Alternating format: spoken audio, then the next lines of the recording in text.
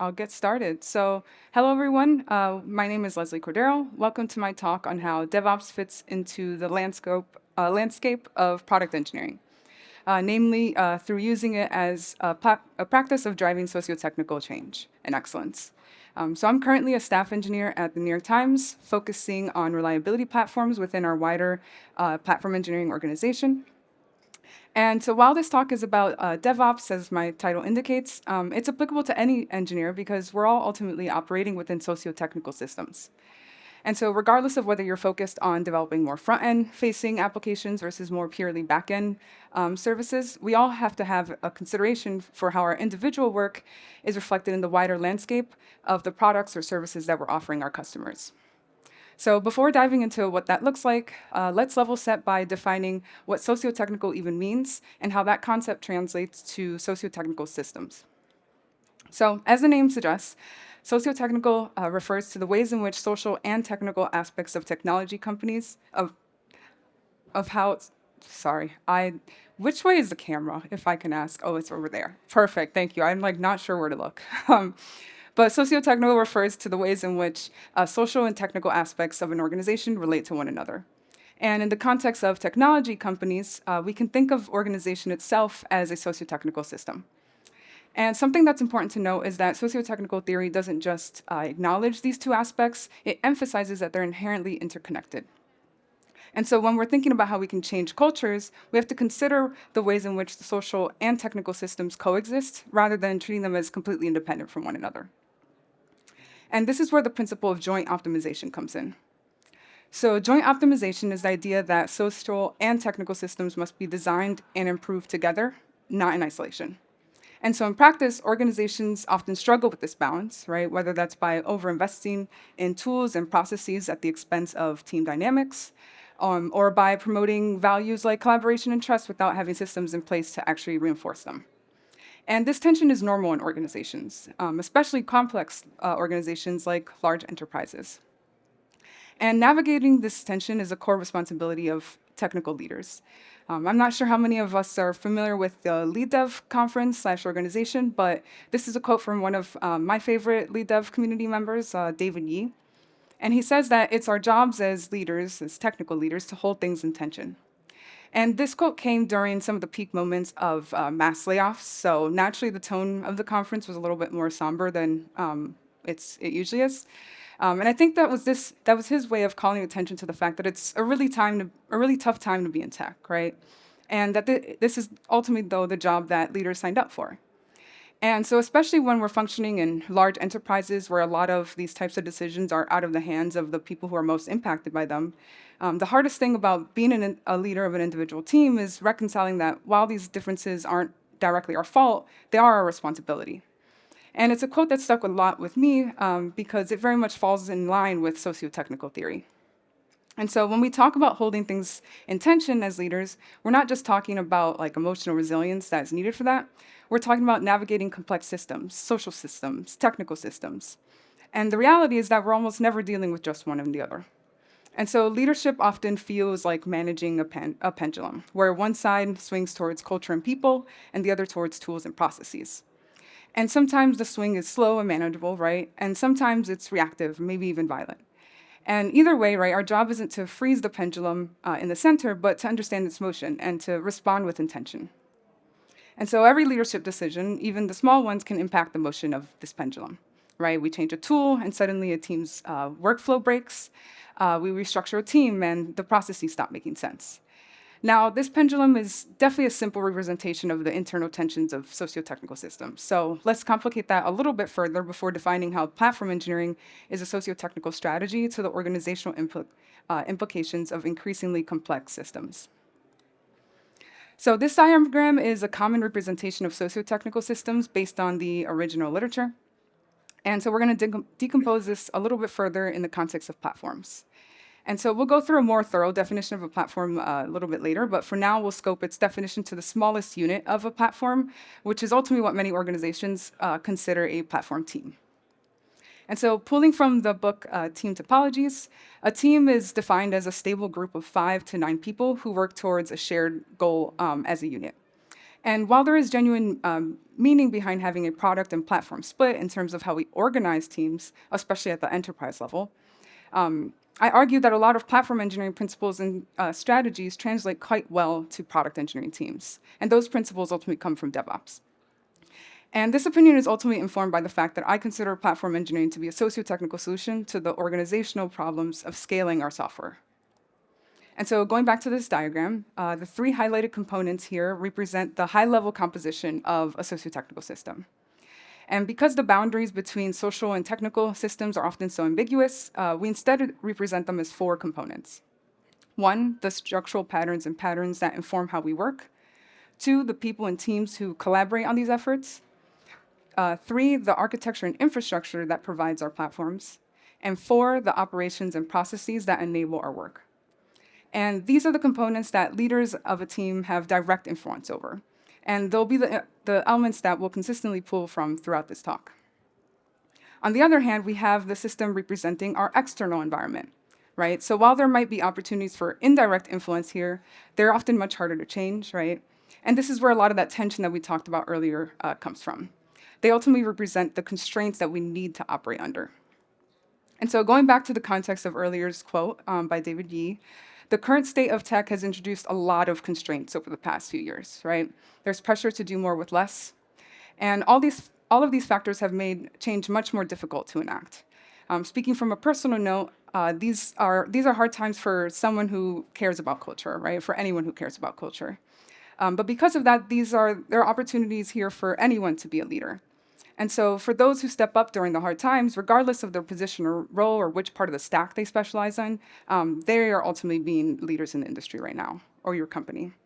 And so while courage is definitely a characteristic of leading during hard times, awareness and intention are what will enable us to address the complexity of the socio-technical systems. And so when resources are tight and priorities are shifting, the challenge becomes about building systems that can remain resilient in the face of complexity. And so this is where organizational sustainability comes in. So with that said, let's define it a bit more concretely. So I define organizational sustainability as the continuous practice of operating in a way that enables short-term growth opportunities while enabling long-term success. There's a lot to unpack here, so let's break it down. So first, sustainability is a continuous practice. So even if we spend a lot of upfront time thinking about how to ensure long-term sustainability, circumstances change and often quickly. So we need continuous avenues to ensure long-term success. Secondly, enabling short-term growth opportunities. Sometimes those risky short-term growth opportunities are what lead to our long-term success, right? The emergence of bundles of tools has worked really well for some companies, including the Times where I work. I'm sure at least some of us have heard of Wordle or New York Times Cooking, Wirecutter, et cetera. And so do we, because those were revolutionary decisions for us. And so we don't want to give those kinds of opportunities up, but putting on my reliability management hat, we also need to prepare for the risk of those opportunities, which leads us to this component of enabling long-term success.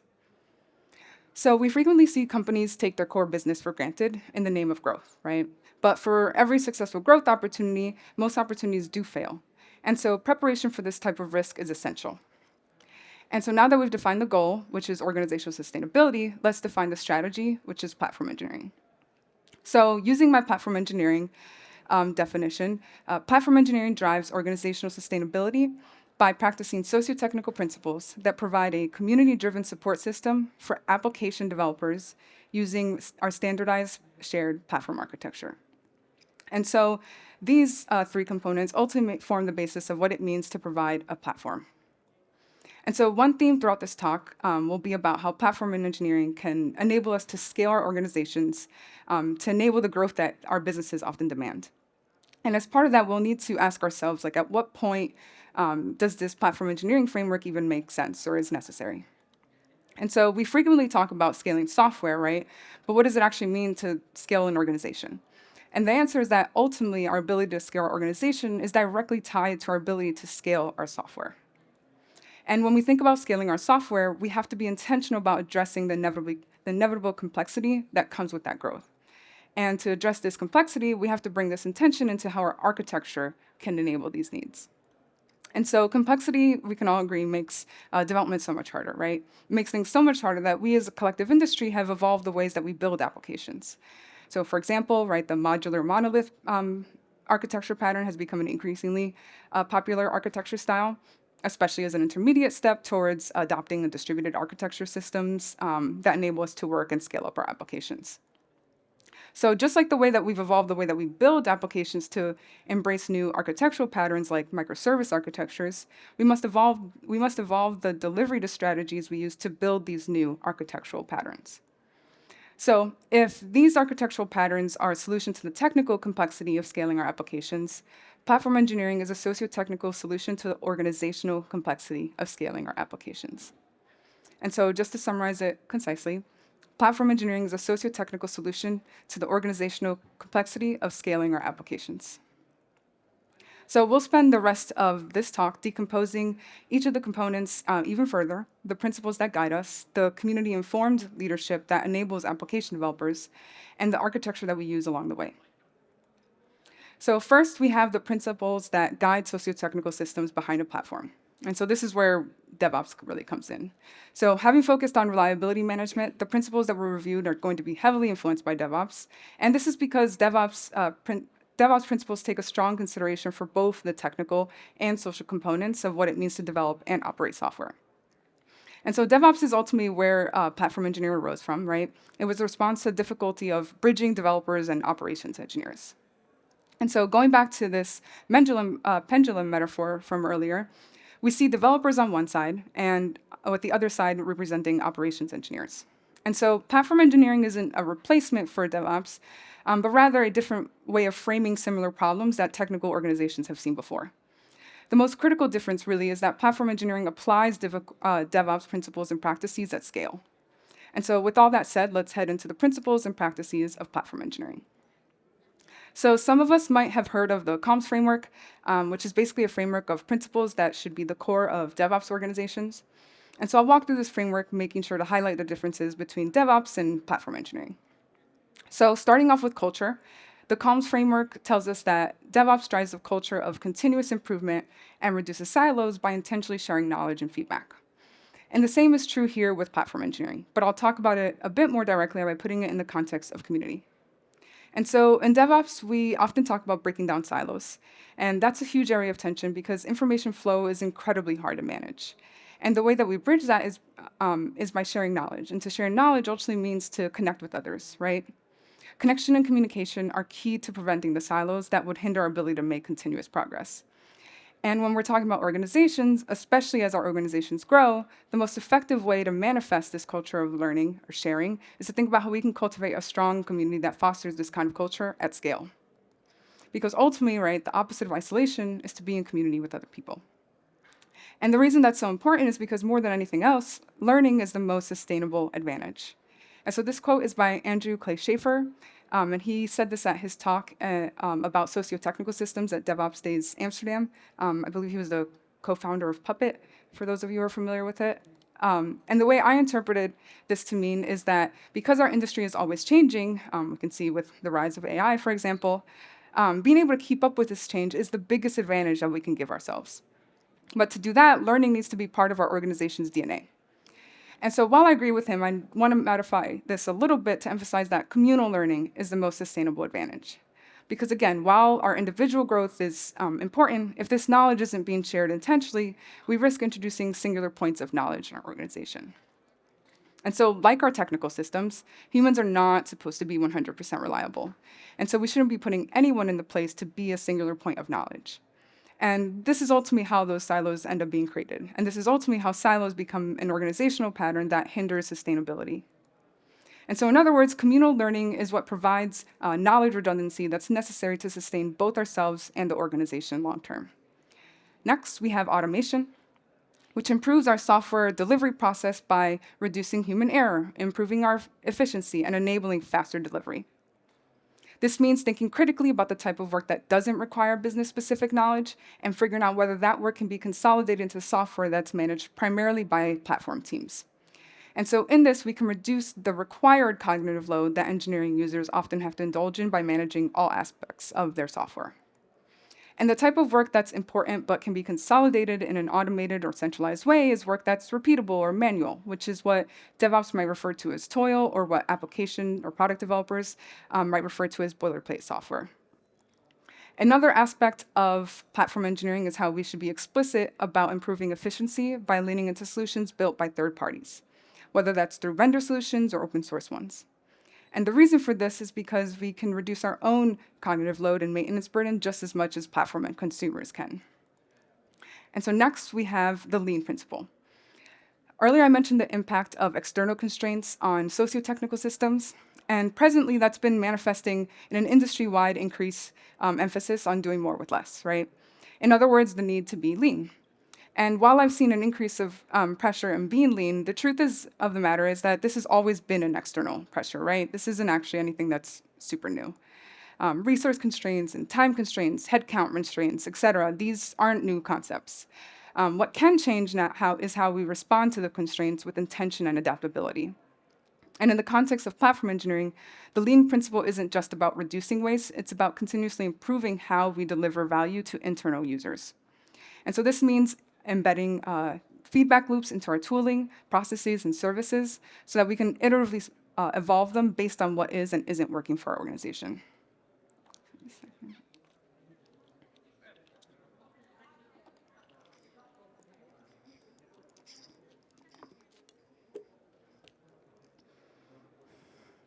Next, we have measurement. So first, let's talk about the function of measurement, which is ultimately to serve feedback loops to determine whether your work is having its intended impact. And these feedback loops consist of both quantitative and qualitative feedback loops for continuous improvement. And the way that this principle connects to sustainability is, again, by eliminating time spent on work that doesn't ultimately lead to business goals. So for example, if a tool that we've spent weeks on isn't actually serving our product engineering users, leading to lack of adoption, we've now invested time that could have directly served our paying end users. And so tracking things like adoption is super important to long-term success. And so this would mean we ultimately end up missing the ultimate goal of building applications that age well with our evolving product growth opportunities, right? And so in other words, these feedback loops really just keep us on the right path towards a continuous improvement that enables us to build new features while maintaining our existing software. And lastly, we have the sharing principle.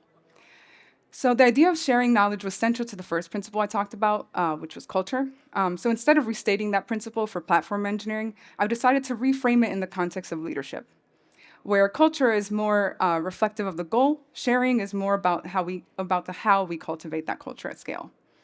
And when working in highly complex socio-technical systems, leadership needs to be distributed, right? It's entirely reasonable to rely on centralized decision-making because it's impossible for any given leader to have the full context needed to make decisions, including those that are technical. And so while there is certainly a need for some degree of centralized leadership, right, we should be in the business of empowering teams to have ownership over decisions that impact them, and that's far more sustainable in the long term. So going back to how we define platforms that sustain socio-technical excellence, we have our platform architecture, which is the architecture that platform engineers are building to support product development. And within these technical systems, we find ourselves with similar tensions as before. And so this brings us back to this pendulum of tension from earlier. This time, the pendulum of tension is a metaphor that helps us understand how platform engineering sits at the intersection of two critical forces, end user experience and developer experience. And this tension mirrors the first pendulum that we talked about, developer versus operations, where each side has historically been optimized at the expense of other. Platform engineering was born in that gap, and now we find ourselves holding on to a new kind of tension. And at the heart of this pendulum is the trade-off between reliability and feature delivery. So if we optimize too much for developer speed and convenience, right, we might compromise the long-term health and user trust. Now, if we prioritize reliability without regard for developer workflows, we might risk introducing friction or frustration in shadow systems. And yet, the goal isn't to solve this tension, right? It's just to sustain it well. And in fact, some of the most powerful insights in platform engineering often come from product engineers who've had the opportunity to swing across the pendulum, from platform to product engineering teams and back. And that motion creates empathy, perspective, and better design instincts. So when engineers understand what it's like to ship features under pressure and manage infrastructure at scale, they become better stewards of both. And so when we say that platform engineering sits in the tension, we mean that it's orchestrating movement, learning from both ends, and guiding the organization towards sustainable balance. And in the previous section, I talked about our high-level principles, but next we'll review the foundational architectural principles that should inform how we architect platform solutions. And so the first is design-driven architecture as a core set of practices. So intentionality should be an important attribute of the way that we build technology and collaborate with others. And this intention should manifest in the way that we design platform systems, whether that's to use abstraction or modularity to separate different functional concerns. And this principle can definitely be broken down into many pieces, but I'm going to admit that for now because we'll talk about design tensions and how to alleviate them in a few minutes. Secondly, our architecture should be complementary to those of our end users. This is where that user versus developer experience tension really shows itself. There's a value in thinking about where our platform architecture might be heading, right? But to the last principle on intentional design, we need to design with the future in mind, but not necessarily build for it immediately. Much in the same way that we might design a monolith application in a way that would enable us to decompose it to a distributed architecture in the future. And so when we prioritize our work, we should be driven by the needs of application developers in our organization, whose architecture should be a reflection of our paying end user needs. And that might lead to prioritizing and deprioritizing certain domains, whether that's CI/CD or observability or runtime language support. And so this is why my first team at the Times was actually an observability-focused team. In my first version of a talk, it's kind of similar to this. I actually mentioned how I explicitly expected my team to change its domain at some point. And as we delivered on our observability goals over time, it became clear that it was time for us to extend our scope and think about about reliability management more holistically. And within the domains or problems that we're also trying to solve, we'll need to build in a way that's responsive to evolving architecture and developer needs. Excuse me.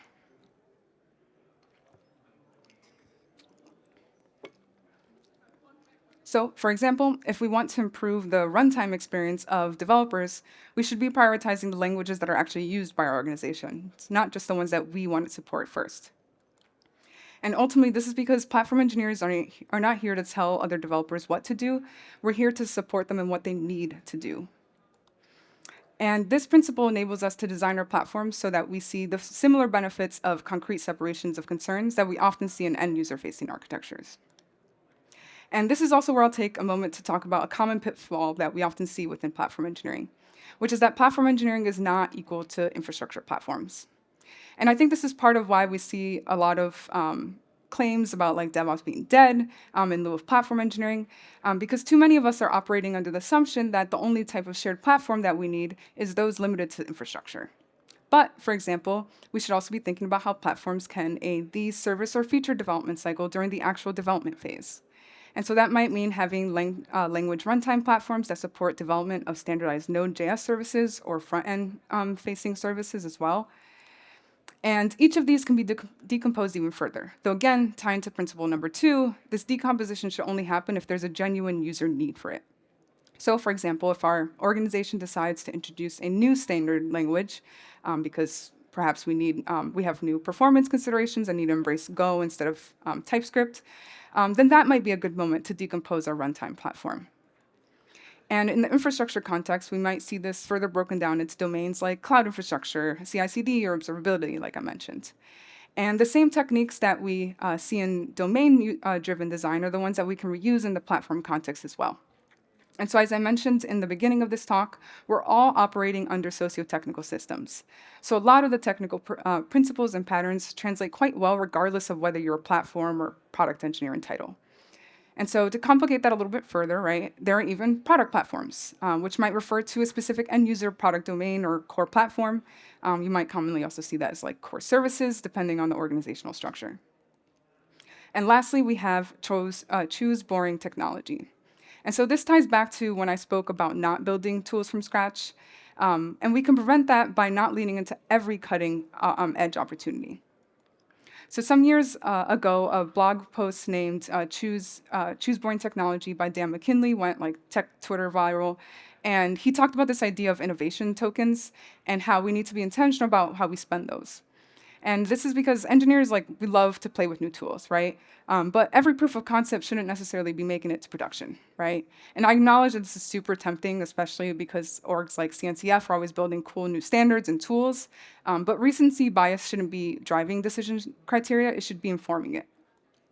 And one of those most seen as boring technologies are documentation, right? And this might be a hot take, but too many internal developer platforms can be replaced by really good best practices and standards documentations. And it's not as exciting, of course, for a lot of folks, but it's still work that enables us to learn and mature how we build technology at an organization. And even if months or years later we decide that we do end up needing it to build a new tool, right, it's still often not wasted effort because they often end up being a pretty good start for design and requirements gathering anyway. And so I mentioned earlier about some design tensions related to architecture best practices. And so we'll review those next and then transition to our final platform concept, which is organizational leadership, which are the methods we use to drive organizational change. So first, we have what I think is the hardest tension to balance, which is standardization versus flexibility. So the shared nature of a developer platform is an awesome opportunity to reduce the risk of drift, right? But we have to hold that intention with the flexibility that product developers might need, especially as our organization grows and the number of technical needs grows with it. So for example, right now my organization is facing the consequences of building tens of services with an opinionated framework in Go that has since not really aged well. And you can find it, it's actually open source. It's called Gizmo, in case you're curious. So now not only do we have to revisit how we approach runtime support, but we also have to reconcile the tech debt that manifested from this decision years ago. And so that said, reflecting on where we went wrong and what we're doing about what we're doing now is that we just need to engage with our users more. And so I previously said that the opposite of isolation is community. And so now we're approaching it from the standpoint of driving standards with the actual product teams and learning communities of practices that we have organized internally. And so in this, we're able to share and distribute decision-making power, aligning with our shared principle from Calms earlier.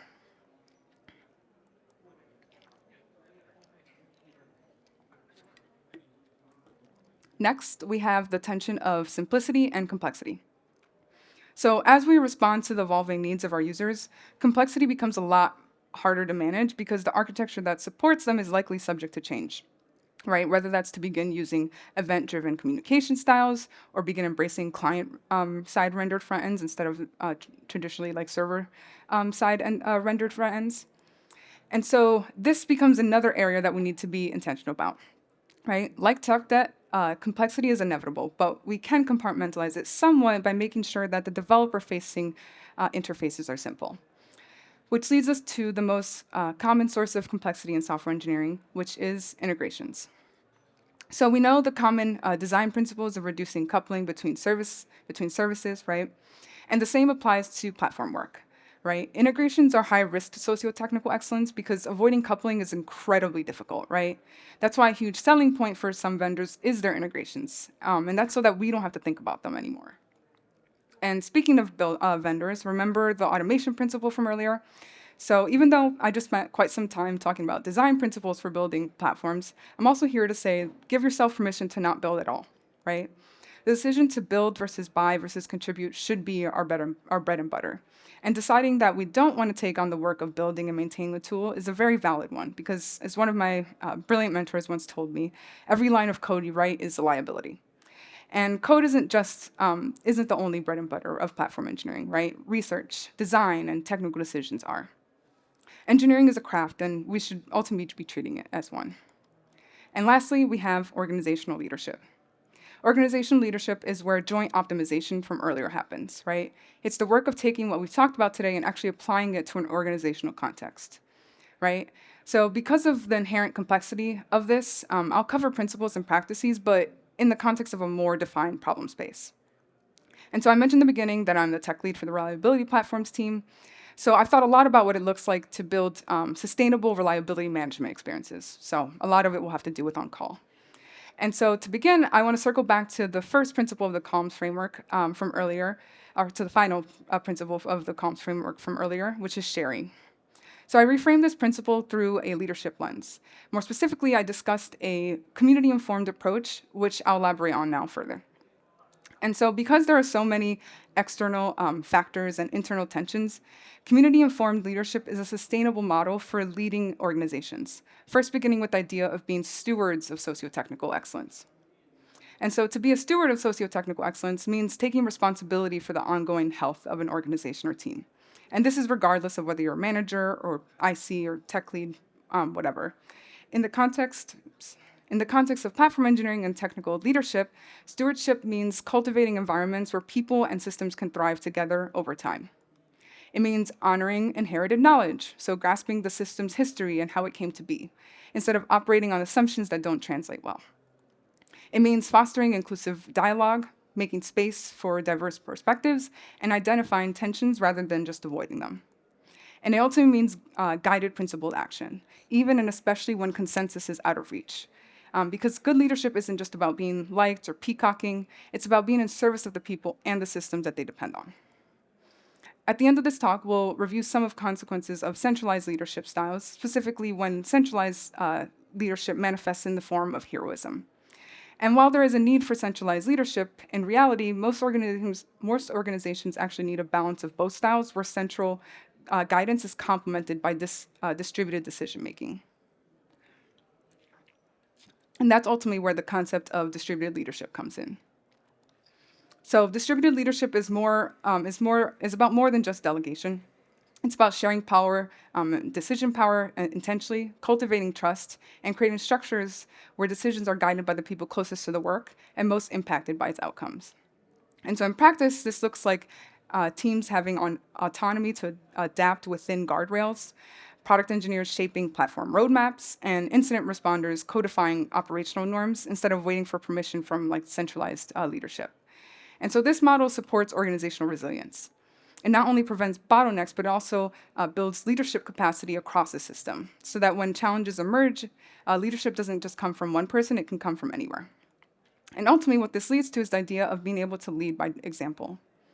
Because platform engineering work naturally touches many, if not all, parts of the organization, platform engineers have a unique opportunity to show what it looks like to operate in a way that achieves excellence without sacrificing people along the way, right? And so to lead by example means to embody the values, accountability, and behavior that we hope to see in others. And that includes respecting technical boundaries, being transparent about the trade-offs you're making, prioritizing long-term maintainability, and treating internal users as collaborators. It also means modeling how to engage with conflict constructively, how to take responsibility when things go wrong, and how to center care and integrity even under the pressure to deliver. And so to circle back to my promise on defining organizational leadership, I'm going to review a framework that I frequently pull from when I'm forming a technical vision and strategy. So to give some history on how this framework came to be, it was in the context of wanting to move my reliability engineering teams from a reactive state to one that's more proactive and preventative. And times for reactiveness will certainly come, right? If only because incident management requires us to. But in the preventative and proactive states, there is an opportunity to minimize the impact and frequency of those reactive times. And so for me, this framework has been particularly helpful for addressing chronic problems that are long-lasting and have emerged as a dysfunctional organizational pattern. And so that said, let's dive into specifics. So these are three approaches to handling chronic technical issues particularly. The first is preventative, the second is proactive, and the last, which is again the one we want to avoid the most, is reactive. So the preventative approach requires us to design processes and systems that prevent these problems in the first place, right? So this ties back to what I mentioned about striking the right balance between standardization and flexibility. And so by using our collective context to inform how we strike this balance, we can design systems and processes that age and scale well. And so we won't be able to prevent all of our problems this way, but it can reduce the number of problems and keep our teams focused on harder problems that will mature our team quicker. And to do that, we have to have a way of monitoring the health of our organization. And so these are like the feedback loops and contexts that I mentioned earlier, and they can take different forms. But the point is that we should make it easy to find patterns to serve as input for short-term and long-term improvements by building robust feedback loops. And feedback loops ultimately serve the function of communicating context and pain points through the team, which is important for making sure that people are feeling heard. And so problems ultimately are going to arise, right? It's inevitable, but the upfront investment that we put into building robust feedback loops will drive our team towards being in a more preventative or proactive state. So to ground this in an example, one robust source of feedback is on-call, like I mentioned earlier. So the experience of on-call is a great feedback loop for improving the way that our technology and teams work, because we can learn something from every alert, every page, every on-call task, right?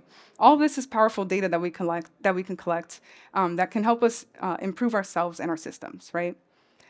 And then we should also be strategic about how our team prevents chronic issues from happening in the first place, right? So again, going back to those feedback loops, right, we should be constantly learning from these. So holding retrospectives, for example, over time. And this will allow us to build our team's collective knowledge of how to manage reliability effectively and build excellent software. And this is really important also for morale, because because people feel good when they produce excellent work, right? And there are times we should certainly invest early and continuously so that we aren't constantly distracted by systems that are best defined by their inability to be reliable, right? The most successful projects I've seen that were delivered on time were ones where a lot of thought was put into the technical design and production readiness parts of building software, because ultimately they made development a lot much more smoothly and built confidence for when we did ultimately release. Now, when we're not in this mode, it's hard to get here, right? It involves a degree of trust that the time that we will invest in upfront will pay off later. And so when I first introduced this way of engineering on a previous team, I heard a lot of initial pushback, particularly from cross-functional peers who were concerned with productivity, right? So if you feel like you're in this state of constant rushing, but need a way to sort of find a way out, just choose one project to try this out on and see how it goes, right? And if it goes well, or when it goes well, use that as a model for getting buy-in and driving long-term change. And so this is a practical example of how you can lead by example while bringing along the rest of your team. Now, this long-term approach has to be complemented with a short-term approach for when our long-term strategy inevitably falls through from time to time, which is why having a strategy for how you hold your team accountable to itself is important. And these strategies or frameworks should be transparent and aligned with core principles. Like I said, decision-making shouldn't be happening in silos, and our team should feel like they're part of the process. And so luckily, the tech industry has come up with one solution to this need, which are service level objectives and error budget policies. So service level objectives, or SLOs, introduce transparency by defining reliability targets. And this clarifies our collective expectations around what reliability experience we should be providing users. And so coupled with error budget policies, which define the measures we take when we stop meeting those expectations, SLOs introduce just an extra layer of accountability that makes teams more resilient to failure. So let's also talk about a common source of pain for teams, which is on-call. So most engineers I know don't look forward to on-call, right? And this is because incident management can be stressful, especially if the state of your on-call is best described as like chaos, right? But that shouldn't be the case. If your engineers are dreading your on-call shifts, that's feedback that means that the state of our on-call is healthy and needs actioning and improving. And so incidents and on-call noise aren't the only sources of pain for on-call shifts, though, right? It's an unfortunately very common expectation for on-call engineers to balance the work of on-call with their long-term project work. And I totally consider this an anti-pattern, right? Not only is that unfair, but it also introduces instability to your roadmap if you're depending on engineers to make progress in the context of a deadline. And so because of this, I prefer to avoid this tension altogether by having what I refer to as dedicated on-call shifts. And so what I mean by this is that instead of forcing on-call engineers to balance both on-call and long-term project both on-call and long-term project work, reinforce an empowerment principle by empowering the engineers on-call to take ownership over how they spend their time on-call outside of actual incidents. And this not only relieves the stress of needing to manage incidents and project work at the same time, but it also communicates a trust in your teammates to help make on-call better over time and provide a steady avenue of creative freedom for them to solve the problems that bother them the most. Now, the reason I don't consider this a long-term approach is because we won't be able to solve all of our problems in on-call shifts, right? Not every single improvement that you need can be fit into like 1 week, but it is an additional layer of reassurance, and it's a powerful way of allowing your team to keep itself accountable to itself. And lastly, it shouldn't be one leader holding the team accountable. By falling into that pattern, we're introducing a huge dependency on that leader to hold our team to its values. And so much like a dependency introduces a system of vulnerabilities, so does a singular leader. Cool. Now, let's switch to the proactive state. In the proactive state, a problem has emerged but hasn't caused significant problems yet, but we don't want them to get any worse, right? So because we proactively monitor for early indicators, we can address issues before they have long-term impact. And we also need to make sure that our feedback loops capture a range of perspectives, right? And so having worked for a lot of companies with tons of bureaucracy, I've also seen processes be a huge source of harm instead. And so our initial solutions might not end up working, right? And instead of forcing our teams to accommodate the process, we should also find opportunities to adjust the process to accommodate the needs of our teams. And so even though we should always be looking for new areas of improvement, it's also okay and essential that we celebrate the progress that we do make, right? So if we have the measurement loops that we have in place, right, we can use those as signal for when to show gratitude for when our teams do step up, and for the times that people show that they care about preserving sociotechnical excellence. So an example of this might be in our team retros, whether it's general team retros or project-specific ones. Revisiting your pre-mortems are also a great way of celebrating what ended up not happening when you released. And lastly, there's the reactive approach. So at this point, the chronic issue has already had a negative impact on our team and organization, and now we're kind of forced into addressing it. And so once we've reached the state that an issue has become a chronic issue, it becomes a lot harder to solve, and it becomes a lot harder to restore a team's sense of safety, right? Because at this point, our team has probably lost trust in itself and its leaders, and perhaps even each other, right?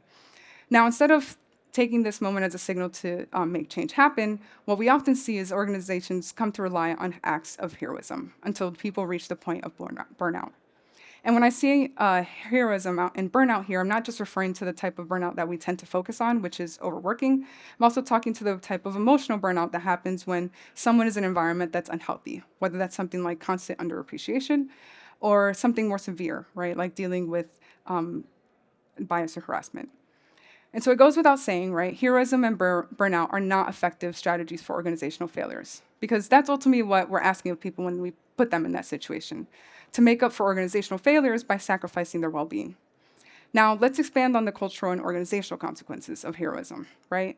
So heroism prevents true progress because they're band-aids to systemic issues, right? They prevent progress by enabling us to put off the hard work of actually addressing deeper organizational flaws. And so kind of like tech debt, right? It might be effective in the short term, but it's not an effective long-term strategy for building sustainable organizations. Eventually, we have to pay that socio-technical debt back. And the way that we pay that back tends to be in the form of burnout. And not only is that awful for the people who have to experience that, but it's also awful for our organizations. We all know how awful it is, right, when an engineer leaves, right? We don't want to give them reasons to do so. And so if we're in a situation where our only choice to engage in heroics is to engage in heroics, we should push back and say no if we're in the position to. And if we're not in the position to, or still forced into engaging in heroics, we should take that as information for whether this is the type of environment we want to be a part of. Lastly, the impact of heroism isn't distributed equally. It looks different depending on your personhood, right? For some, it's a point of celebration, and for others, it might be a mere extension of what's already a psychologically unsafe environment. And the second part of this third consequence here is that heroism often leads to disproportionate power between teammates, when our ultimate goal is to distribute power and choice, right? And so earlier I said how leaders should reduce a team's dependency on themselves, and this applies to anyone in a team or organization. And heroism is dangerous because it redistributes power by putting people in a position where they have to depend on heroes. And this is why the part about having a strong leadership core is so important. When a team or organization becomes so dependent on one person, especially when that person is a leader, it can start to feel like they're untouchable, right? Like they're incapable of doing any harm or being held accountable. And so what do we do when we get there, right? Unfortunately, I'm here to deliver some perhaps obvious but hard truths. When a team reaches this state, right, leaders are the ones who are responsible for the organizational patterns failures that got them there. Right? Blameless postmortem culture, which is a huge part of operations and incident management, is a wonderful tool, right? But it does not apply to centralized leadership. In fact, a crucial part of blameless culture is that we shift towards identifying systemic reasons that cause the problem. And so while blameless postmortem culture might not agree that leaders are at fault for these issues, blameless postmortem culture definitely agrees that leadership is responsible for them. And this is the thing that we see leaders struggle with more than anything else. It can be really hard to reconcile the fact that most of the problems that we have to solve or work on aren't directly our fault, but that they are our responsibility. And that ironically, as much as we don't want to cast blame and whatnot, it's when we ignore our responsibility as leaders that things actually start to become our fault. And so here's another hard truth. Sometimes you or your team leadership core are those leaders, and the onus is on us to take that responsibility. And sometimes what that responsibility looks like is holding whoever is leadership to us accountable in the ways that we have access to. But it's just as important that we recognize our own role in organizational failures, because the higher up in leadership we are, the more our flaws have the potential to scale across an organization. And so use whatever access you have to action on that responsibility. Sometimes we have to be strategic about when to use the privilege that comes with leadership, but generally speaking, most people tend to underestimate and underutilize that privilege in the context of leadership, but are arguably in the context of the world in general too. And I actually just realized I do not have time to finish these, so I'm going to go to the last part, unfortunately, sorry. Okay, so my final note. I know none of what I just said is easy, right? All of this is easier said than it is done. My hardest moment as a team or tech lead were the ones where I had to deal with these types of complex issues, whether that was stepping up in light of difficult situations like bias or driving serious change to a culture that enables burnout. And every single one does take a little bit out of technical leaders, right, or leaders in general. But that's ultimately the price that we pay for the privilege of leadership, which is where I started with David Yi's quote about holding things in tension. And as leaders, right, we should never lose sight of that privilege, the privilege to cultivate culture, to cultivate community in a way that achieves excellence without sacrificing people along the way. And in a world where sacrificing people in the name of business needs is so unfortunately common, choose to bring this energy, this way of thinking in all the ways that you have access to. Trust me that as hard or as frankly scary as it might be, having been on the side where my access to that was very minimal, the heartache that often came with leadership is still one of the best privileges I've ever had. And so honor that privilege by being honest with yourself and others about where your organization isn't doing right by people and where you might not even be doing right by people. And so this is why we attend conferences like this, right? To refine the craft of being exposed to other people with experiences that we can learn from, whether you're on the product or platform engineering side. And so honor your craft as a technologist by surrounding yourself around people who can hold you accountable and whom you can do the same for. Leadership can be very lonely, but it doesn't have to be, for our sake and especially for the sake of the people we have the privilege of leading. Thank you.